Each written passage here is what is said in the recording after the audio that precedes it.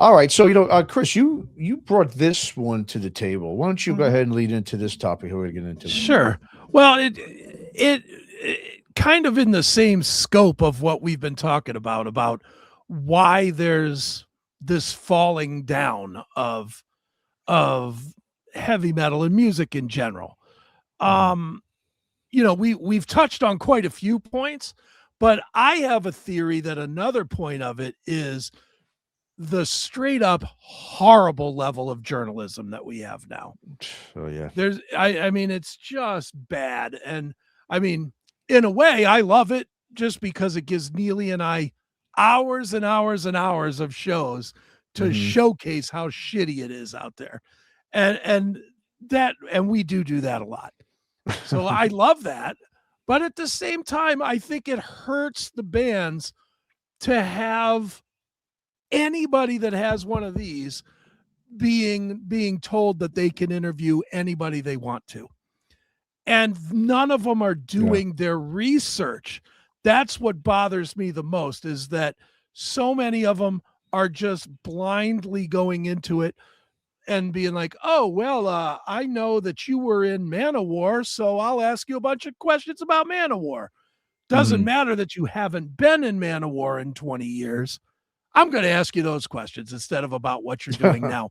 They don't promote what's in front of them. And this all came to light this week for me personally. Our YouTube channel, the Classic Metal Show YouTube channel, 5 years ago or whatever, when everything was getting canceled, our channel got canceled. And out of the blue, recently, our channel came back up. Like they restored it, but it can't be monetized anymore, and they're not going to feed it, so there's no traffic to it, whatever. So I decided, well, I'm going to start pulling these things down, and I'm going to put them up on my new channel, my current channels, all of my current channels, so that YouTube can't zap me again, is really what I'm trying to do. So I put up this interview from 2008 with Dokken. It was, but it clearly states in the description, this episode aired blah, blah, 2008. It says first line, before you even get to what the interview is about, it says that the interview is from 2008. I saw 3 different outlets that evening doing reports on Don Dokken said he won't do a reunion unless he gets $1 million. And they're quoting our interview. They're quoting it. In a recent interview on the Classic Metal Show, Don Dokken said, boom. And I'm like, recent interview? That was 17 years ago or whatever it is, 16 years ago or 18 years ago. Oh my God, dude. And I mean, I wrote it there, but it just sparked into my head. It's like, well, when we were young, you relied on that story in Hit Parade or in Rolling Stone, if that was your trip, or whatever, your local magazine. For us here in Cleveland, it was Scene Magazine. You relied on that to give you the information, to tell you what's what, to share the controversy. Sure. Now, any asshole with a microphone can see an old interview, not do his research, and by research, I mean reading the first line of the description and do a story and get a fan base all worked up about something that just isn't even a thing. Yeah. It's not a thing. Don said this before the actual reunion that happened 8 years after he said it. And now we're like 8 years past that, and they're reporting on it. It's like, oh man. Why is the journalism so?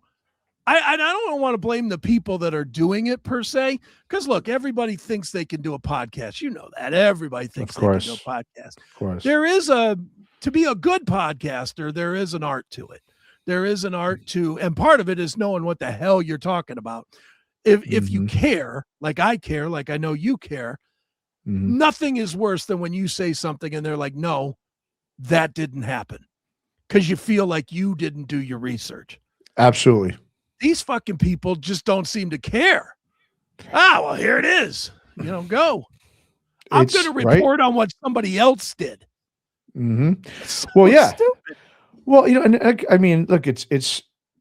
I mean, we did a lot of, I know we talked a lot when we did the Tremors aftershocks. We talked a lot about. We used to have that metal. Remember the metal media mockery of the month Yeah. thing, Hmm.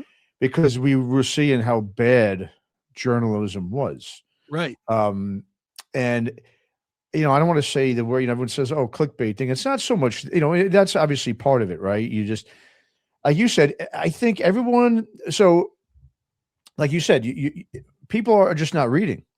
Hmm. What they're doing is they're seeing a headline Right. and they're going to take that headline and they're going to absorb it into whatever their interpretation of the headlines. Like you said, they don't even click on no one reads the articles anymore, Right.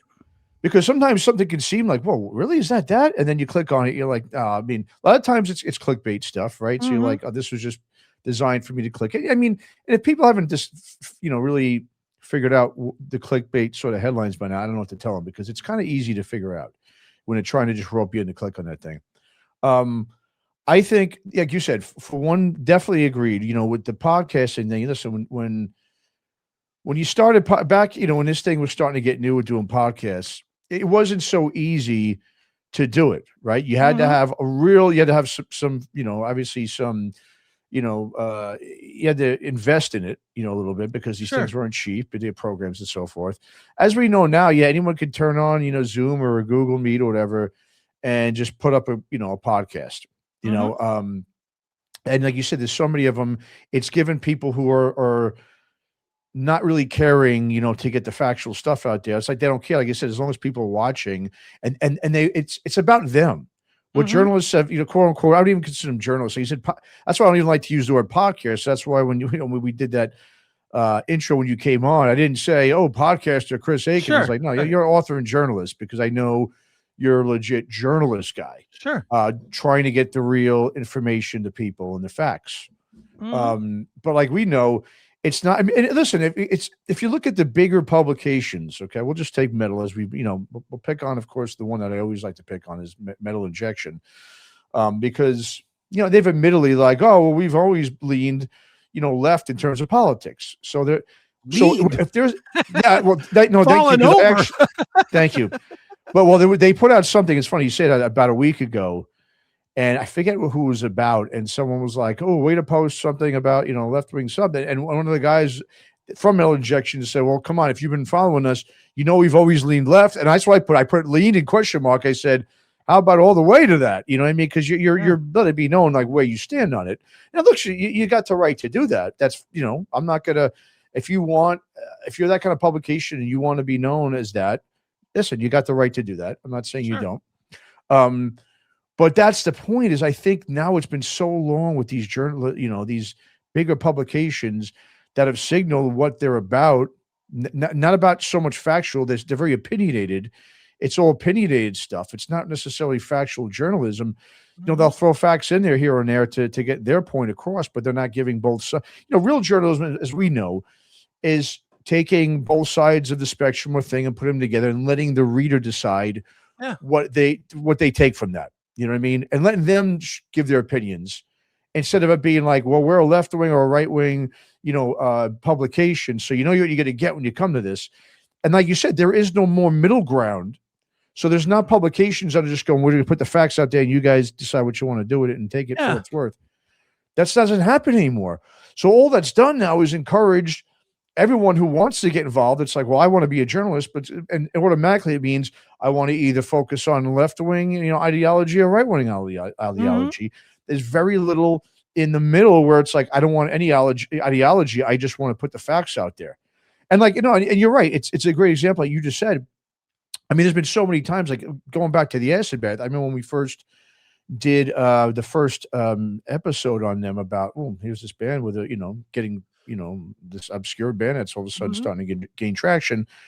There was a thing, and I remember there was one thing that I got hammered for, because I was like, oh, they were in the New Orleans scene. They're like, they're not from New Orleans, they're from Houma. It's like, okay, yeah, which is like an hour and a half away from New Orleans, I guess. It's like, I didn't know there was a Houma scene, which is not.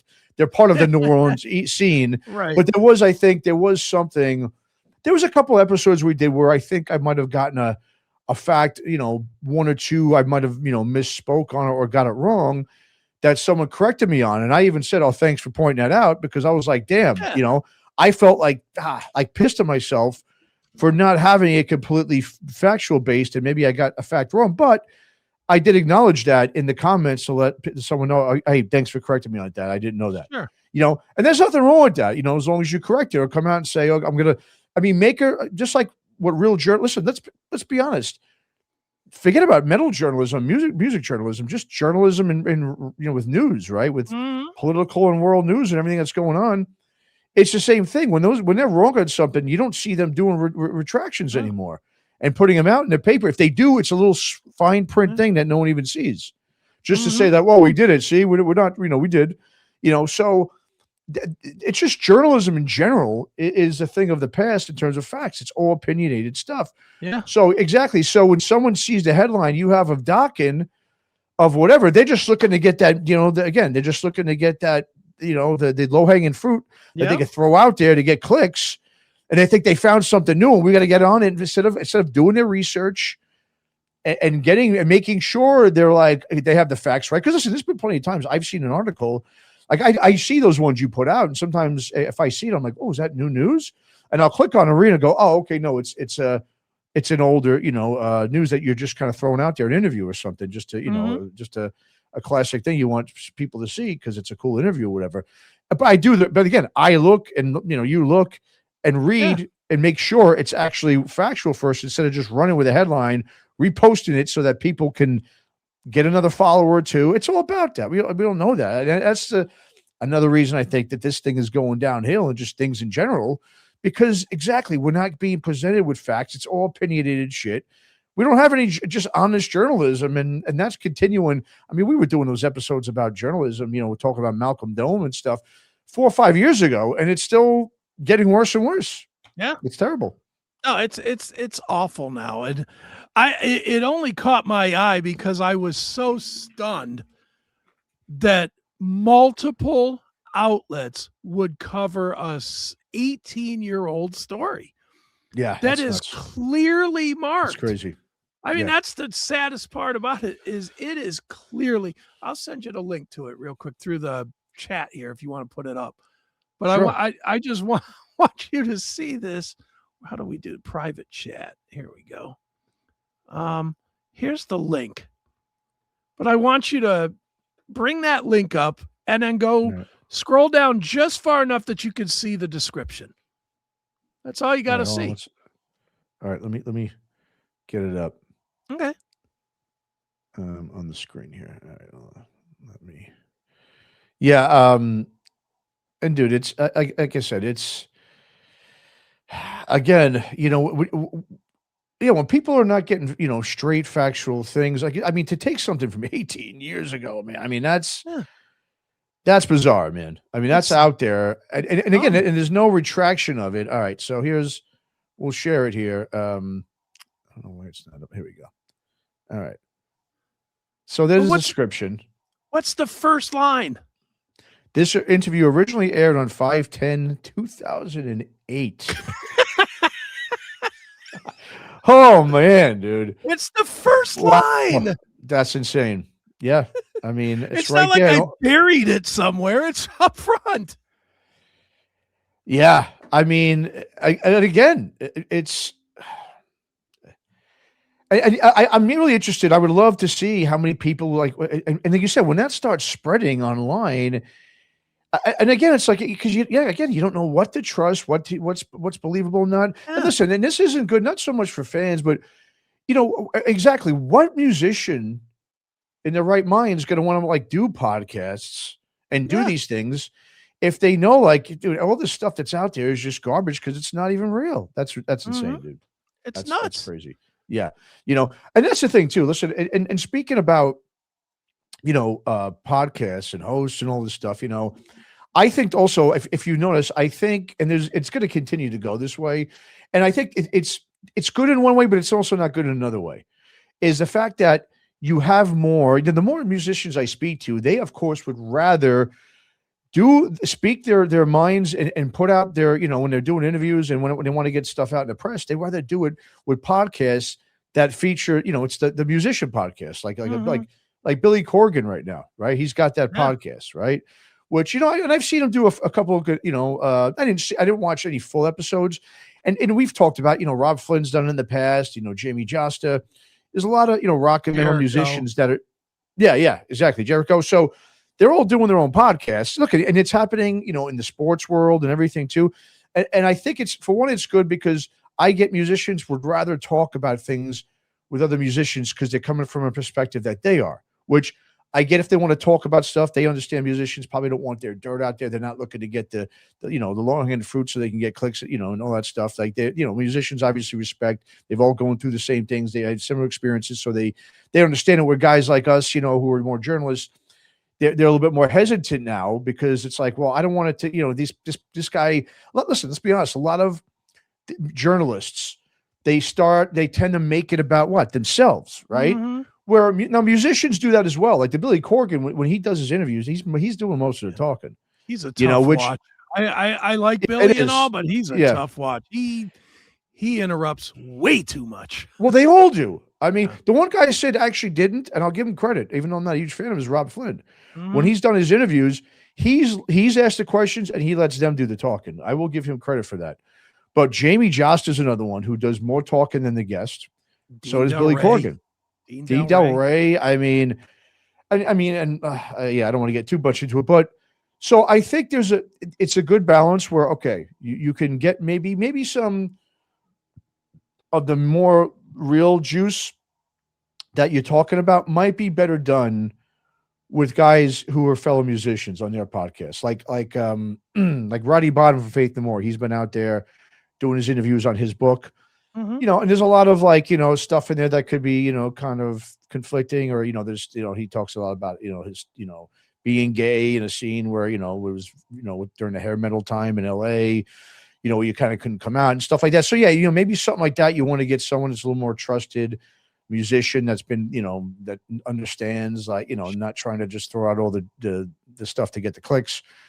But I also think it's kind of like I watch it in sports. You have that whole thing going on with the Hall of Fame in sports, right? Football, where you had, Bill Belichick not getting there, and which is ridiculous. And ridiculous. I mean, that's insane. And so obviously a lot of those players now are going, we shouldn't have journalists vote and stuff like that. But look, musicians, sports players, you guys are just as, you're competing too. You have your battles with fellow, your colleagues and your peers as well. Mm-hmm. Where you're going to be, you're not going to be honest and stuff. You're going to have your biases and stuff just as much as journalists do.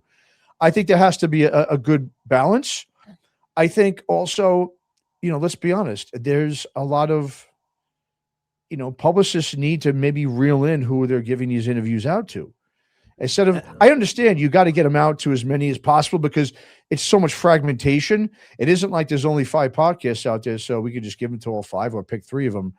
There's so many, and everyone's got a couple thousand viewers, so it's so fragmented. So you got to kind of branch it out more, but maybe be a little more selective. That's not going to happen because, as you're well aware, most of them get paid by the interview. Exactly. So it's to their benefit to do 20 podcasts that all get 10 plays than to do 3 that get 5,000 plays. True, but the musicians then themselves have to do the homework. Mm-hmm. Yeah, and I know they don't want to watch all the podcasts, but they should at least click on it to get an idea of who you're going to be talking to and what their line of questioning is like and so forth. Before you just go, well, I'll let the publicist tell me.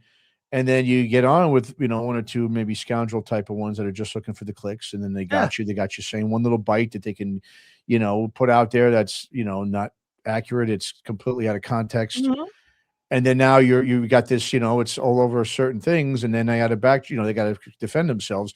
They need to then do the homework and look into okay, who am I interviewing with? Let me spend 5 minutes on one episode each they do with somebody just to get an idea. And some I think just don't do that. They just that's not my job. And the journalists too. You got to read the room a little better. There's nothing worse than when a journalist is just reading a list of questions. That is the worst. And it's like I'll give you a prime example from literally yesterday.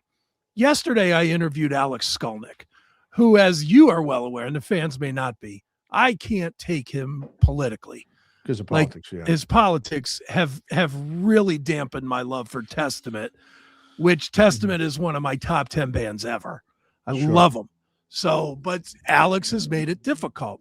So I went into the interview fully planning to ask him about, why do you do this? Why do you put the politics in the interview? But over the course of the interview, it didn't take me there. You know what I mean? It didn't. Sure. It would have been a forced question outside of what we were talking about. So I chose not to go there. I made an active choice mid interview to say, nah, this isn't going to happen for this one. It's not the, because we were talking a lot about different musicians and, the new record and what drove them to be so heavy. And, it was very music centric. And then it just seems stupid to say, oh, and by the way, why are you such a shithead online? That it just didn't fit. But I don't think most podcasters, whether it's inexperience or the fact that they just want clicks, I don't think they have that in them to read the room and do, like, for me, I always try to do a quality interview. I don't care if I'm talking to Jason Newsted or the girl from Maya Sara that nobody's ever heard of and probably never will. The reality is both of those interviews will be equally good if I do it, because I listen and react. I don't come in with a list. I don't know that most journalists do that. They come in with an agenda. The agenda is focused on them and their thoughts. Yes, and exactly. That does nothing to help the artist. Nothing. Stupid. No. Well, again, because they don't have the artistry in mind. It's more about it's them. Can I listen? We've all I've worked and done shows with other people, and sometimes they want to get the juice, the stories, give us some drama, and let's be honest. Although of course there's certain things with certain musicians that was like, okay, yeah, this happened. I'm gonna bring it up, of course, and ask about it.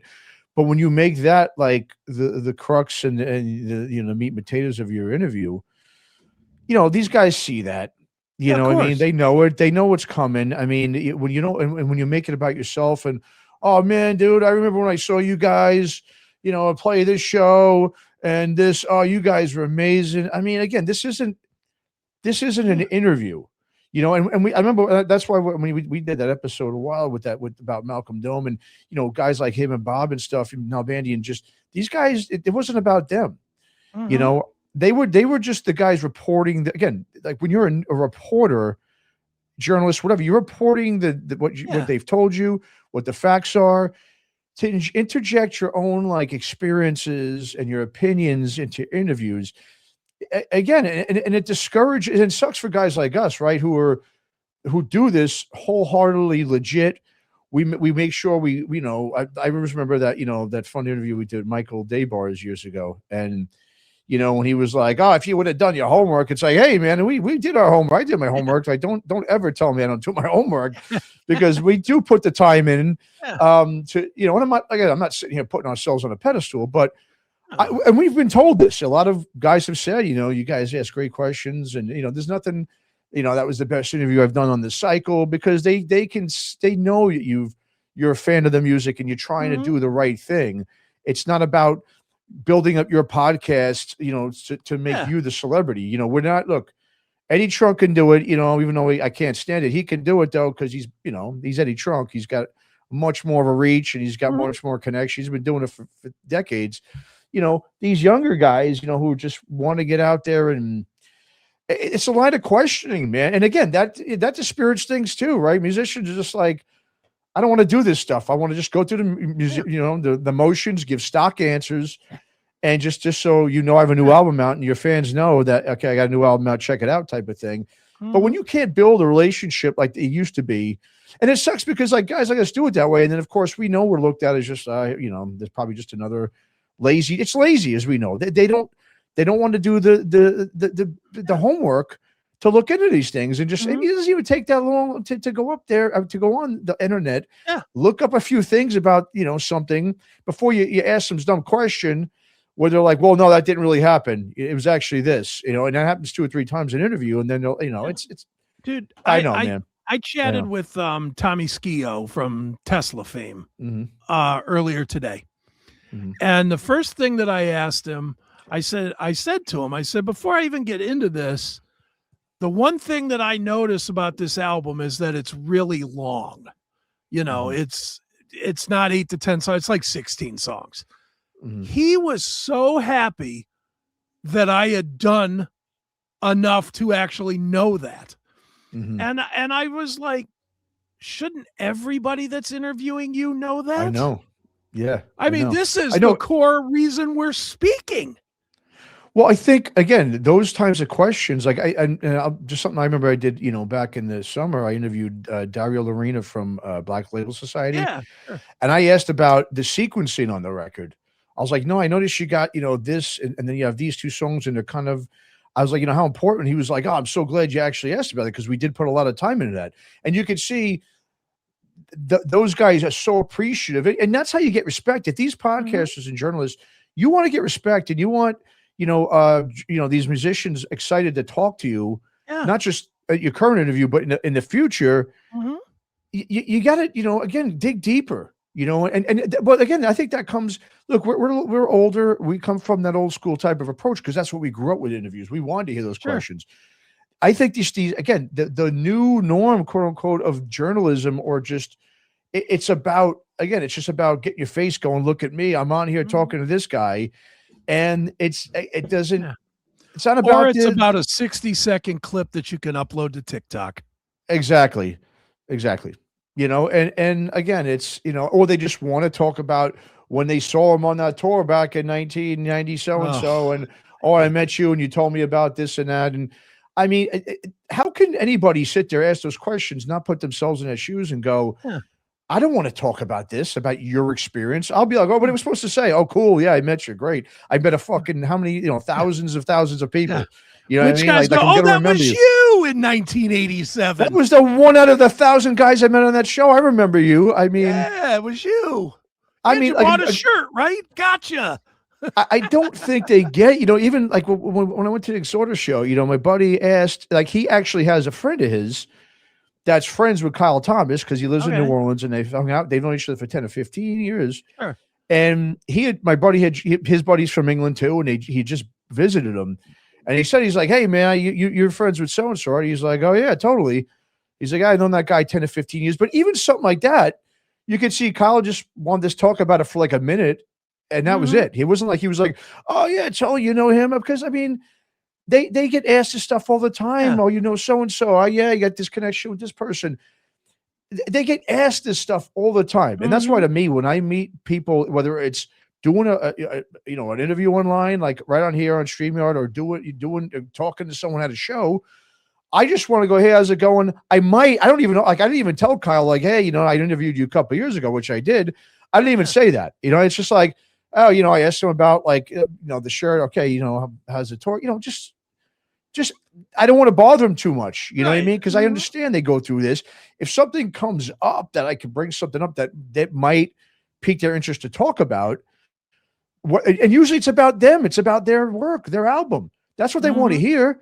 You know, hey, dude, I really love that. You know, one thing, I just, not to beat a dead horse here, but, you know, I love that new record. I'm so glad that line in this song, you know, I totally relate to that.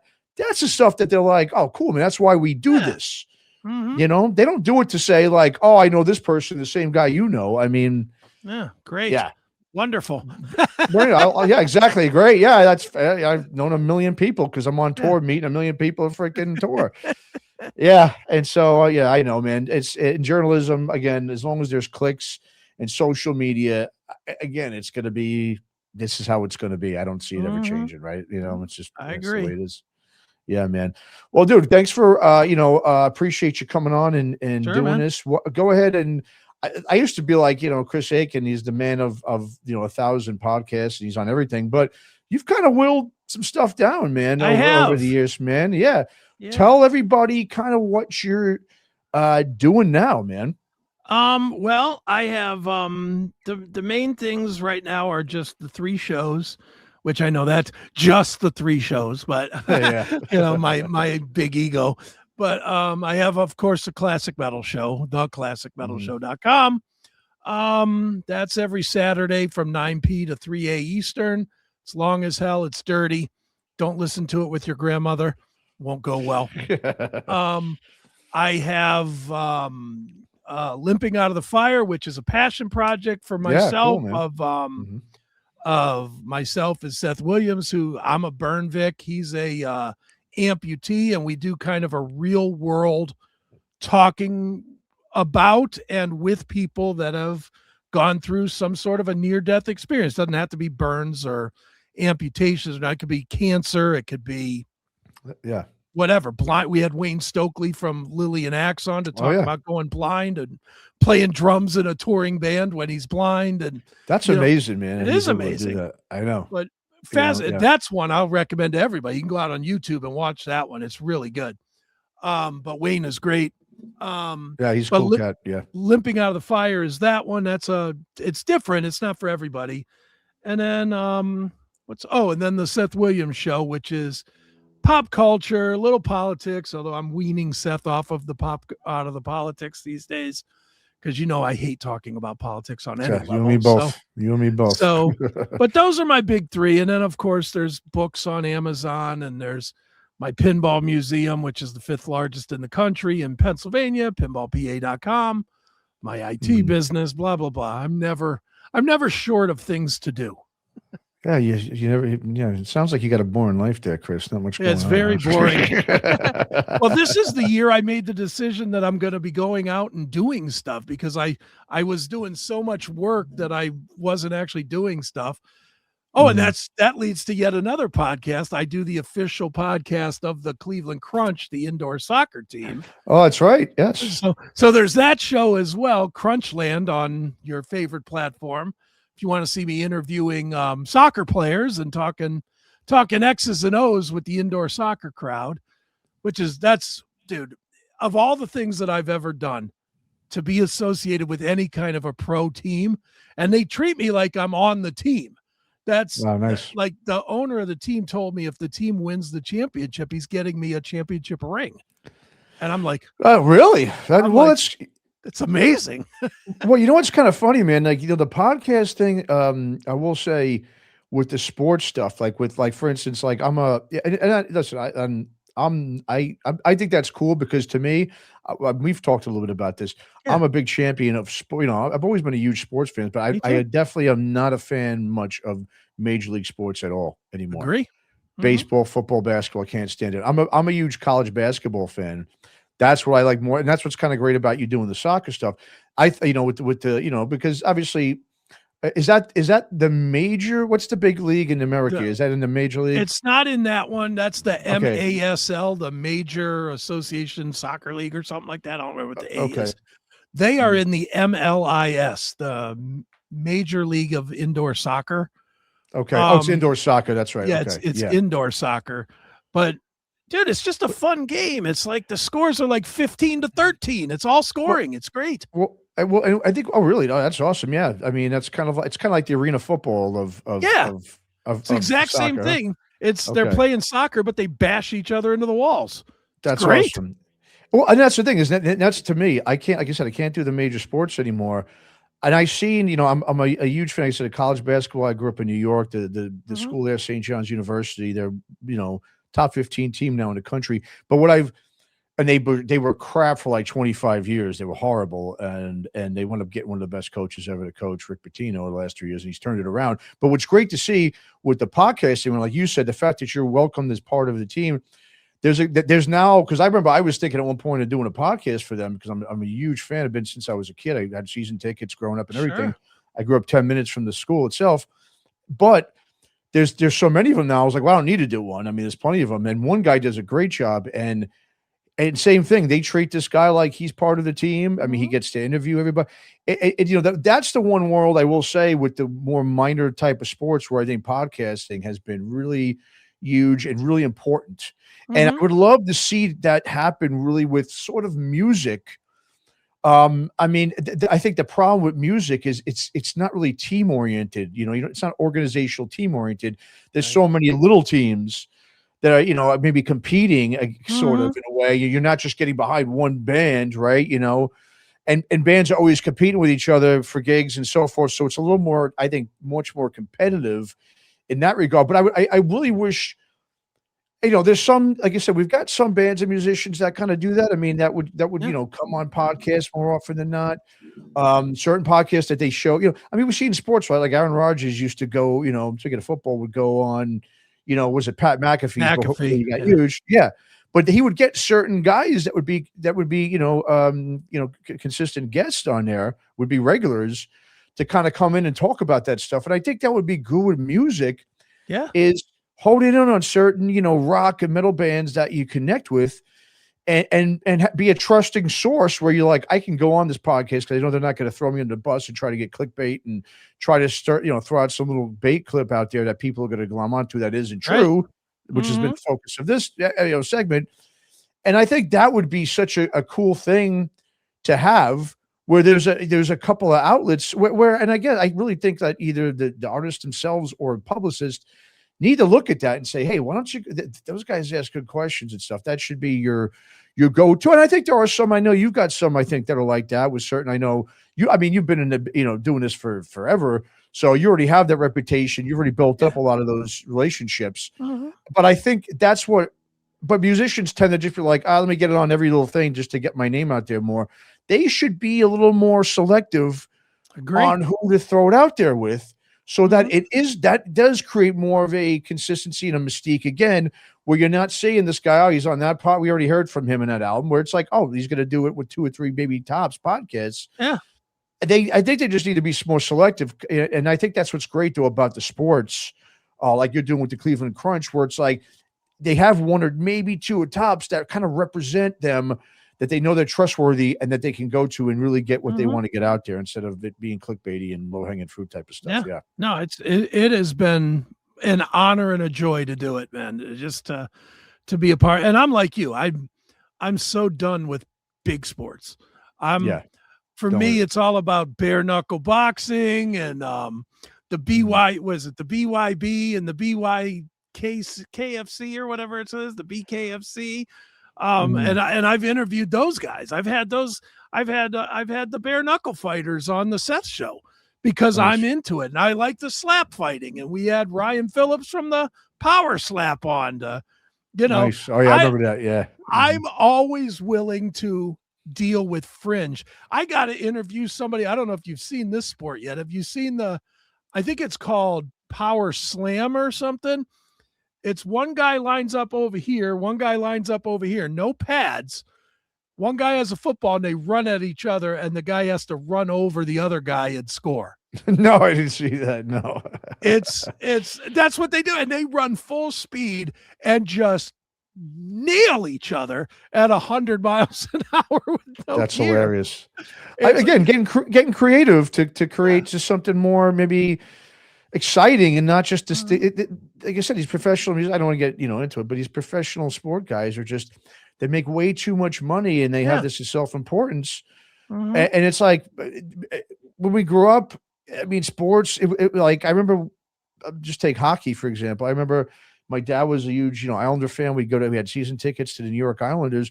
But I remember, and they were a Stanley Cup winning team at the time. They won 4 in a row back then. Sure. I remember one time after a game, it was just a local bar that was not too far from the Nassau Coliseum where they played at. And they were just sitting there serving food to us. I mean, all the guys, these are all Stanley Cup winners. Nice. And they would sit, and I remember that was the first time I was kind of like starstruck in front of, professional sport players, just down to earth guys in a regular bar, restaurant, drinking beers and hanging with people. Yeah. That's not like that anymore. At least I will say, at least with metal now, because it's like, they're not, metal isn't this huge thing anymore like it once was. These older bands that are kind of doing the smaller clubs now, they're kind of doing a little bit more of that. I mean, some are, they're charging it for it, but some are getting back down to a level where it's like, okay, this is more now accessible than what it used to be. And that's what got people though into it to begin with. Right. And major sports are just, it's over. I could care. It's over. But forget about music being, that stuff's over. Right? You know what I mean? Totally. But agree. Man, totally, man. But all right, man. Hey, thanks for coming on, Chris. Great chatting. And we'll see everyone just go ahead. Don't forget to subscribe on YouTube, Rumble, all the channels we're on, hit that button and keep up with us. Apple Podcasts, do us a favor And do me a favor and go ahead and just, select that 5-star, or even if you want to select a 1-star, go ahead. If you think I suck, go for it. Do it. Just do something. We need it. We need it. All right, man. Chris, thanks again, man. And we'll see everyone Sure, next man. time. There we go.